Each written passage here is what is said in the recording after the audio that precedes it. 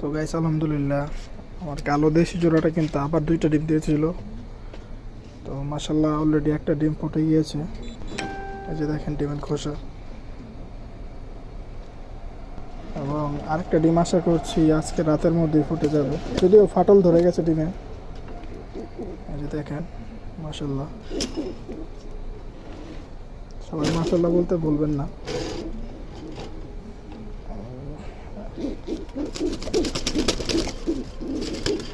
এই যে দেখেন বাচ্চাটা, আর এই যে ডিম। তো আপনারা যদি ভালো করে দেখেন, এই যে ডিমে কিন্তু ফাটল ধরে গেছে। ক্যামেরার জুমের কারণে দেখানো সম্ভব হচ্ছে না। এই যে ডিমে কিন্তু মাশাল্লাহ সব দিক দিয়ে ফাটল ধরে গেছে। তো এই তো একটা বাচ্চা ফুটেছে, এই যে ডিমে ফাটল দেখা যাচ্ছে।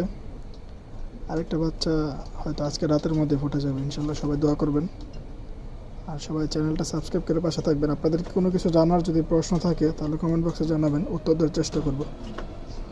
যদিও আমিও নতুন, তবুও চেষ্টা করব যতটুকু জানি সবাইকে সাহায্য করার। সবাই সাবস্ক্রাইব করে পাশে থাকবেন, ধন্যবাদ।